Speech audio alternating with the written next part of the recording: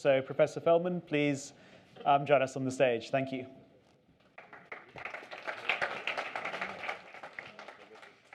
Thank you. So it's a pleasure to be here, and thank you for inviting me. So I'll tell you a little bit about text mining or natural language processing. Specifically, I'll focus on finance, but we actually developed a platform that is totally generic and can take any kind of document. Currently, we focus mostly on English. It can be in any domain, and I'll show you a few examples what you can do with really deep natural language processing. So a little bit about Amenity. We were founded 4 years ago. We are already 60 people with offices in Israel, in New York. You can see some of our investors: Intel Capital, Allstate, Star Ventures, and State of Mind out of Israel. And we have clients that are big banks, insurance companies, some of the top hedge funds in the world. What we manage to do for them is really to read any kind of financial document and understand what's written inside. What are the positive aspects? What are the negative aspects? And based on that, we can actually recommend and generate tradable signals, what stocks you want to go long, what stocks you want to go short, identify risks that the company may go bankrupt, and stuff like that. So the main problem that actually we try to solve is the overload of information. We have too much information. The fact that we have the Internet of Things and the fact that we have the Internet in general really brings too much information. And the question is, how can we organize all that information and really make sense out of it? And this is basically what Amenity tries to do, really improve the way that our customers do business. So eliminate all the noise, identify insights inside.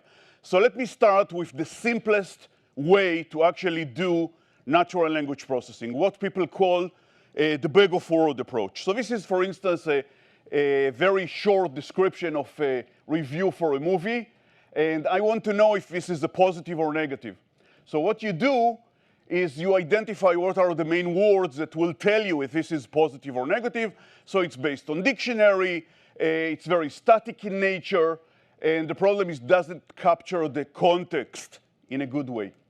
So it ignores actually all the other words, and it becomes actually a bag or a vector of words. We can count how many instances we have of each word, and based on that, finally, we'll decide if it's positive or negative. So we do not use this approach because in many cases it doesn't work. Here is an example.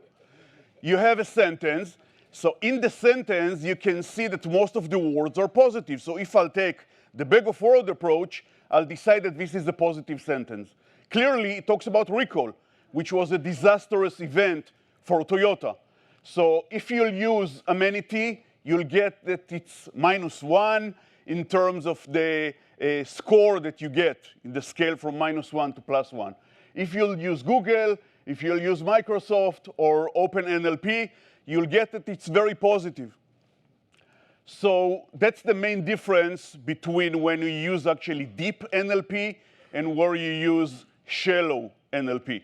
And I can tell you that in the industry, a lot of the people do use still shallow NLP. Here you can see a very small portion of the taxonomy in finance that we utilize. Here, maybe you have 50 topics. We have actually over 1,000 topics that we identify.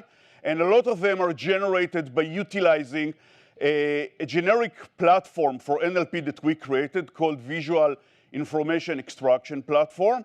And that platform, coupled with deep learning, enables you to start with very few examples and then utilize various types of machine learning and deep learning techniques in order to generate much more sophisticated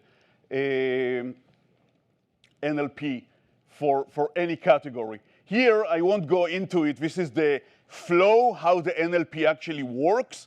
So the input will be documents, and the output will be XML or JSON or RDF that you can actually use to feed whatever system you have. Let me give you a very quick example just so you'll see how we can really do fine-grained understanding of a sentence. So in the first sentence, it talks about Apple in a very generic way. So it's categorizes financial commentary. In the next one, we already have that it rose 7%, so it becomes financial results.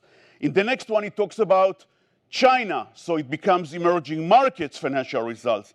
In the next one, it actually talks about forecast, because we can see it's not current, it's what they think about the future, so it becomes emerging market forecast results. In the next one, even though it's written in a positive way, climbed, still it's below the estimates, so this is why it would be emerging market financial expectation miss, and the same thing for the last one. So you can see we don't only utilize the words, we can utilize any number, we can reason about the numbers, and finally categorize it accordingly, so the score that you'll get will be very, very accurate. Here is an example of identifying what text is relevant for each entity. You can see that in the top one, it talks about Disney and Netflix, but it's positive for Disney and negative for Netflix. If I'll categorize it on the whole sentence, it will be incorrect. I want to identify what text is relevant for each entity, and based on that, give you what's the sentiment towards it. And the same thing for the bottom three companies. So here are a few things that we can differentiate between when something is hypothetical or something is historical. So usually historical events, not that important. Usually I can totally ignore them. So we can see something is actually from the past. We can totally ignore it when I'm actually scoring what's going on. And the same thing, is it a fact or is it a question? Of course, totally different implication for that.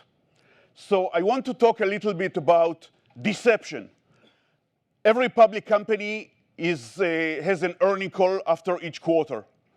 And the CEO usually will have prep remarks, and then the analysts will ask questions, and they will give answers.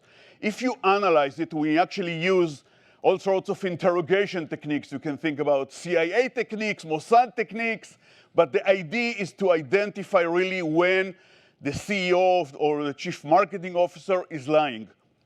And we actually showed that this signal is actually one of the best signals. We actually managed to get, when we did the back testing between 2007 to 2019, we managed to get to over 20% by going long on the top 10%, those companies that are the least deceptive, versus the bottom, which is the companies that are the most deceptive.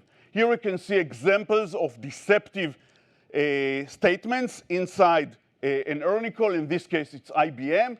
And we definitely managed to show, you can see there is a huge jump in deception for IBM, and there was a big underperformance of IBM in the quarters that came after. The good thing about the signal, it's not a short-term signal. It's actually a signal that is good for the next 2 quarters.